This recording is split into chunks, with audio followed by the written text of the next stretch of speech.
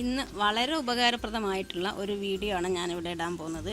അതായത് കൊച്ചു കുട്ടികൾക്ക്, അതായത് ആറുമാസം പ്രായമായാലാണ് കുട്ടികൾക്ക് നമ്മൾ ഈ കട്ടിയുള്ള ആഹാരം കൊടുക്കുന്നത്. അതിന് നമ്മൾ ഈ കുന്നംകൊല കായപ്പൊടി ഉണ്ടാക്കുന്നത് എങ്ങനെയാണ്, കുന്നംകൊല കൊണ്ട് ഈ കായപ്പൊടി എങ്ങനെയാണ് ഉണ്ടാക്കുന്നതെന്ന് പരിചയപ്പെടാം. അത് ഞാൻ എൻ്റെ വീട്ടിൽ തന്നെ ഉണ്ടാക്കിയ, അതായത് വളം നല്ല നാടൻ വളങ്ങളൊക്കെ ഇട്ട് ഉണ്ടാക്കിയതാണ്. നമ്മൾ പുറത്തുനിന്ന് വാങ്ങുമ്പോൾ എന്തെങ്കിലും പിന്നെ രാസവളങ്ങളും മരുന്നൊക്കെ അടിച്ചിട്ടുള്ളതായിരിക്കും.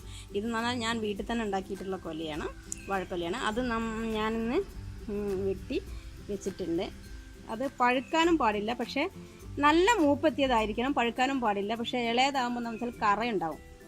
പിന്നെ അത് തോല് എടുത്താൽ അതിൻ്റെ ഉള്ളിലൊരു കറയുണ്ടാവും. ആ കറയൊക്കെ വറ്റിയൊരു ടൈമാണ്. ഏകദേശം മൂപ്പെത്തിയിട്ട് പഴുക്കാൻ സമയമായിട്ടുണ്ട്. അപ്പോൾ ഞാനത് കൊല വെട്ടിയിട്ട് എങ്ങനെയാണ് കായ എടുക്കുന്നത് എന്നുള്ളത്, കായപ്പൊടി ഉണ്ടാക്കുന്നത് എങ്ങനെയാണെന്നുള്ളത് ഞാനിവിടെ പറയാം. ആദ്യമായിട്ട് നമുക്ക് ഈ വാഴക്കൊലയിൽ നിന്ന് ഓരോ പടലയായിട്ട് വേർതിരിച്ചെടുക്കാം.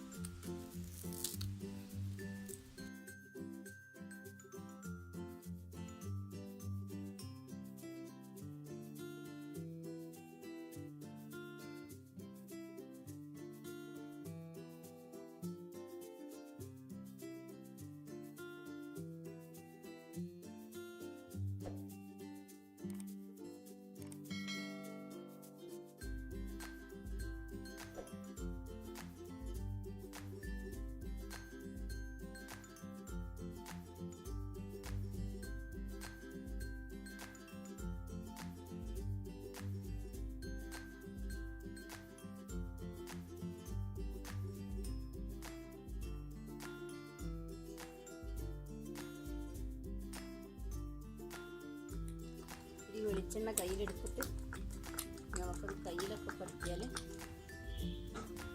നമ്മൾ വീട്ടിൽ ഉപയോഗിക്കുന്ന വെളിച്ചെണ്ണ, അടുക്കളയിൽ ഉപയോഗിക്കുന്ന വെളിച്ചെണ്ണയാണ്.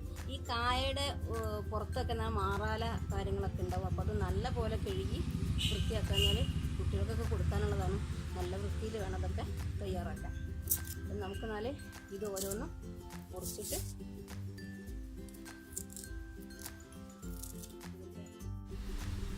അപ്പം നമുക്കത് വെള്ളത്തിൽ നിന്നൊക്കെ വാർത്ത് ശരിക്കും വെള്ളം പോയിട്ട് നന്നായിട്ട് നൈസായിട്ട് മുറിച്ചിട്ട് വയ്ക്കാം.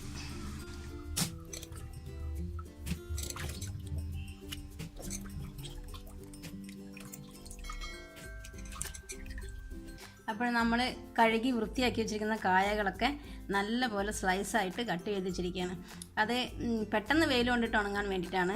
അതിൻ്റെ ഉള്ളിൽ വല്ല പൂപ്പോ കാര്യങ്ങളൊക്കെ ഉണ്ടായാൽ ചെറിയ കുട്ടികൾക്ക് കൊടുക്കാനുള്ളതല്ലേ. അപ്പോൾ വളരെ ശ്രദ്ധയോട് കൂടിയിട്ടാണ് നമ്മളത് തയ്യാറാക്കേണ്ടത്. അപ്പോഴാ പരത്തിയിട്ടിരിക്കുന്ന കഷ്ണങ്ങളുടെ മുകളിൽ നല്ല പോലെ നൈസായിട്ടുള്ളൊരു തുണിയാണ് നമ്മൾ വിരിച്ചിട്ടിരിക്കുന്നത്.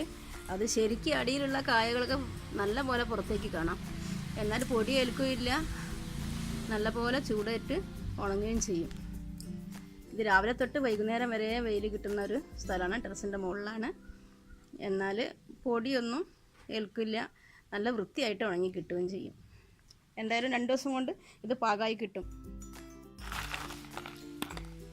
ഇത് ശരിക്കും 3 ദിവസത്തെ ഉണക്കം ആയപ്പോഴത്തേക്കും നല്ല പോലെ ഉണങ്ങി. ഇനി അത് മിക്സിയിലിട്ടിട്ട് ശരിക്കും ഒന്ന് പൊടിച്ചെടുത്താൽ കുട്ടികൾക്ക് ഒരു നേരം ഭക്ഷണം കൊടുക്കാം.